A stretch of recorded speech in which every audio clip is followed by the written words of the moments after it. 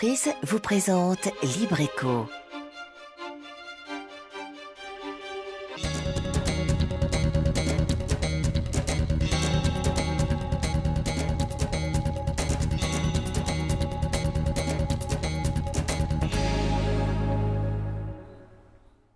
Salut à tous, c'est Libreco, vous allez bien? Eh bien c'est parfait, on se retrouve comme chaque mercredi pour découvrir nos entreprises de manière originale et surtout rencontrer ceux et celles qui les font vivre au quotidien. Alors voici donc le sommaire de ce soir. Du traitement des eaux usées au faux plafond en passant par le gros œuvre, le groupe Kayali est bien implanté en Martinique dans le secteur des bâtiments et travaux publics. Un développement caribéen pérenne et responsable, nous verrons ce que cela signifie concrètement. Le groupe Kayali qui a pris ses quartiers au Lamentin depuis plus de 10 ans regroupe plusieurs unités afin d'être plus performants. Vous verrez comment l'implication des salariés rime avec le développement sans cesse croissant de cette entreprise. Et puis, le bon plan de ce soir nous amène dans les hôtels de Martinique où depuis quelques jours, une chaîne de télévision un peu particulière est proposée aux touristes et autres visiteurs. Elle s'appelle Guest TV et nous découvrirons son intérêt pour le développement de notre tourisme. Vous êtes prêts? Nous aussi. Alors, Libreco, c'est parti! Et Jean-Paul Joannel est avec nous, comme chaque mercredi. Salut Jean-Paul, vous allez bien? Salut Herman, ça va très bien. Depuis la semaine dernière, le chiffre de la semaine, 4520, c'est le nombre d'entreprises créées en 2009. Oui, c'est le nombre d'entreprises créées en 2009 et c'est un nombre qui est le chiffre record pour la Martinique. On n'a jamais atteint un tel niveau. C'est aussi important que ça? Ah oui, c'est important. Enfin, on va voir que, comme tout chiffre, on peut lui faire dire beaucoup de choses dans un sens ou dans un autre. Alors, c'est de toute façon 31% d'entreprises en plus par rapport à 2008. Alors, il y a une explication qui est l'explication principale quand même. Ce qui a boosté cette création d'entreprise, ça a été ce que vous-même vous avez présenté il y a à peu près 15 jours concernant le régime d'auto-entrepreneur. D'accord. Alors, on se rappelle que c'est réservé aux petits projets, disons, puisqu'il ne faut pas avoir un chiffre d'affaires supérieur à 80 000 euros dans l'année. Il y a une limite du chiffre d'affaires annuel. Après, il faut passer dans un autre type juridique de société. Alors, ce qu'il faut remarquer, c'est que 48% des entreprises qui ont été créées ainsi sont donc créées grâce à ce statut.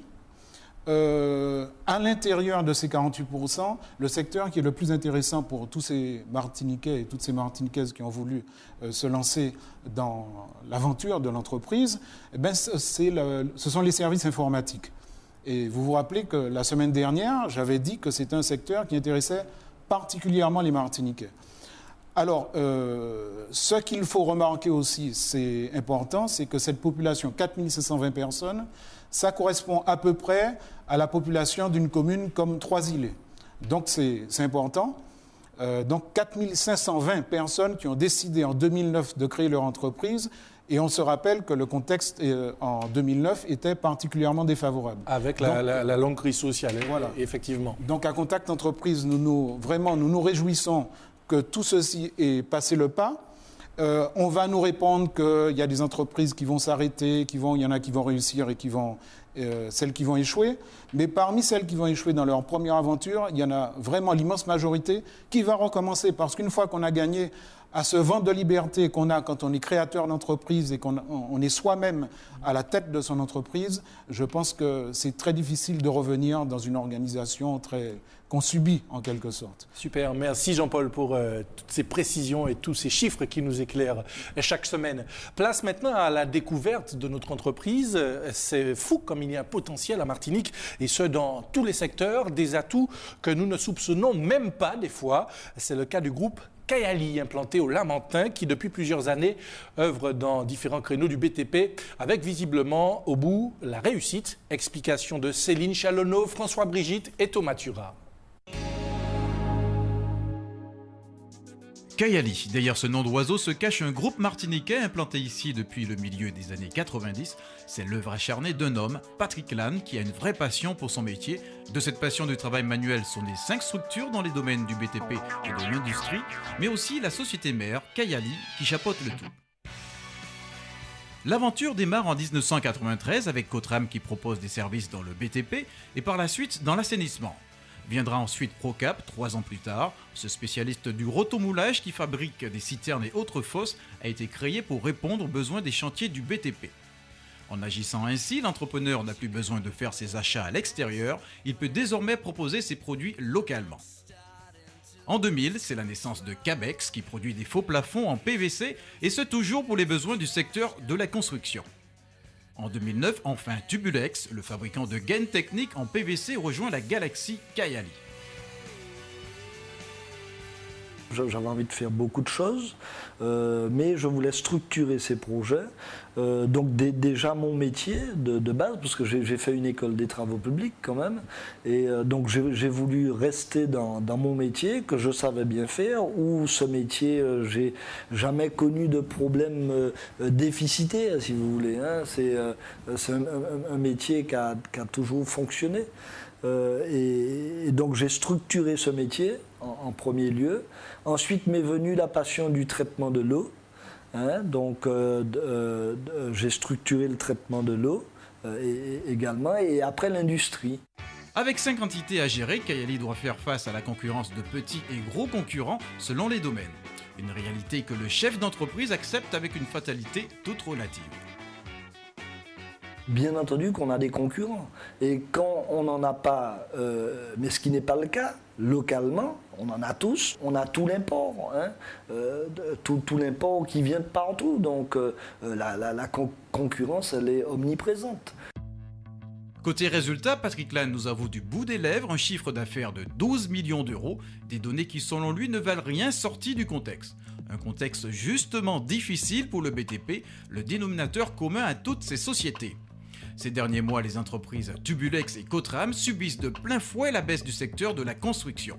Le personnel sur les chantiers a notamment chuté de moitié. Le chiffre d'affaires a été continuel depuis des années.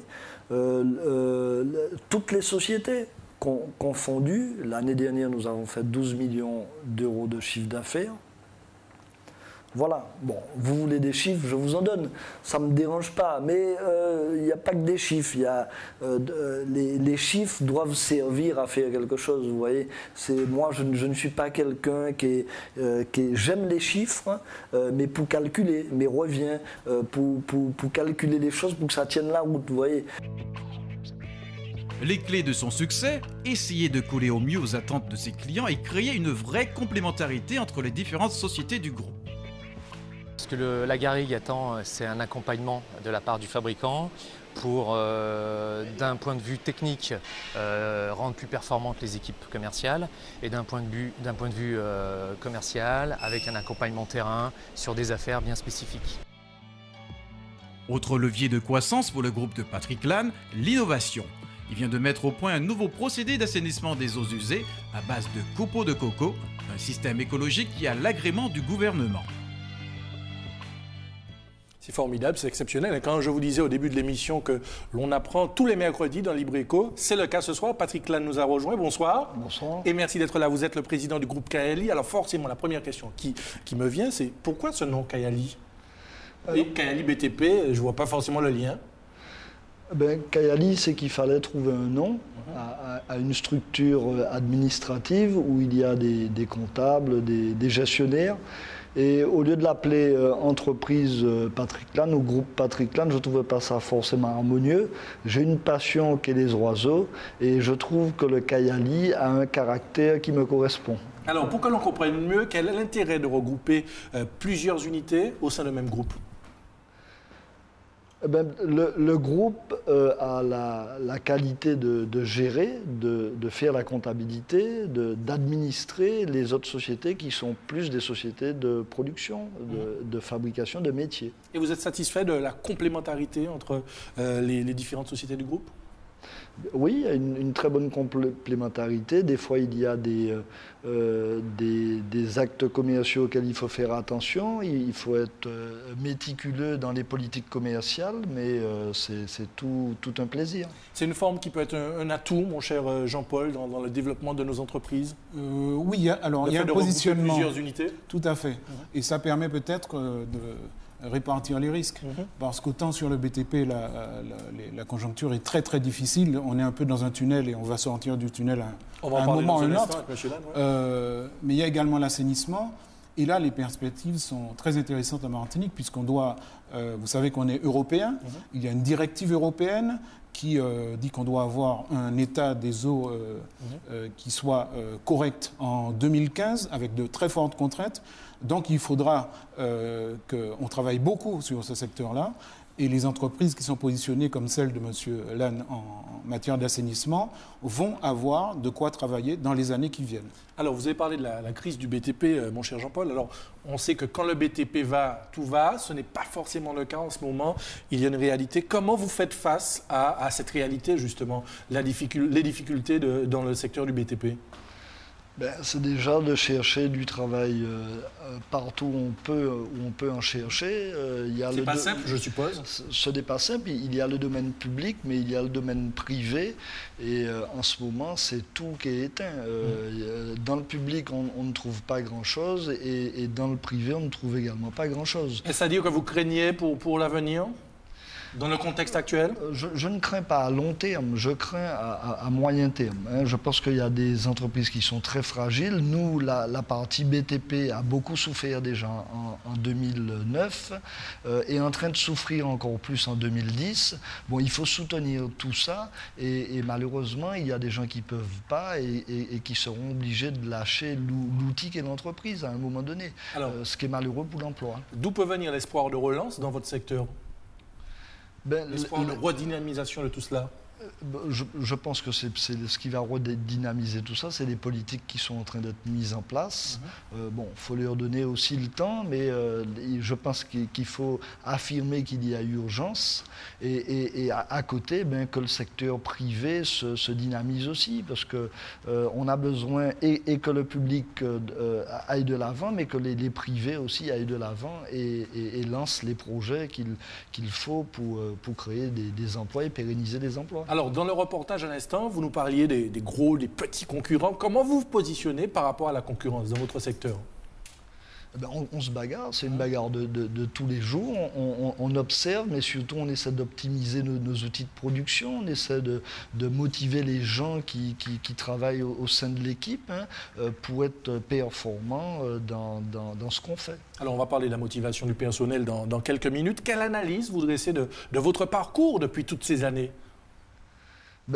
L'analyse, c'est que... Vous personnellement et puis l'entreprise à côté ? Moi personnellement, c'est que ce qu'il faut dire à tous les chefs d'entreprise, les jeunes et moins jeunes qui veulent se lancer dans l'aventure de l'entreprise, c'est qu'il faut être bourré d'obstination, il faut avoir du courage, il faut aimer ce qu'on fait, il ne faut pas le faire forcément pour de l'argent. L'argent reste un outil, il faut utiliser l'argent pour ce qu'il est, mais surtout mettre... Il faut que ça vienne un jour quand même. Là. Oui, il faut que ça vienne, mais il faut qu'il soit utilisé à quelque chose. Si c'est pour se baigner dedans, je ne vois pas l'utilité de l'argent. Je crois qu'il faut que M. Lannes nous dise comment il a commencé. Parce que quand on voit l'entreprise maintenant, on a l'impression que c'est un peu tombé du ciel, c'était là. Et ce n'est pas le cas. Ce n'est pas le cas. Racontez-nous comment vous avez débuté avec les premiers instruments, j'allais dire. Si vous voulez, au début, c'était une bourrette, une Bachet 404 que j'avais acheté d'occasion à l'époque, et des compagnons, je dirais, de travail. Et on a commencé à façonner des aciers, à couler du béton, et voilà quelle a été la base du travail. L'argent n'a pas été au début, il y en avait très peu, donc c'est surtout le travail. Et puis après, mettre en confiance des clients, en commençant par des petits ouvrages, des petits regards, des petites bordures. On a eu des clients très fidèles qui sont toujours nos clients au jour d'aujourd'hui. Et donc voilà, c'est le début de l'activité. Après, c'est une histoire d'hommes. Comme quoi le travail paye au fil des années. Et au sein du groupe Kayali, une implication forte des différentes équipes est perceptible.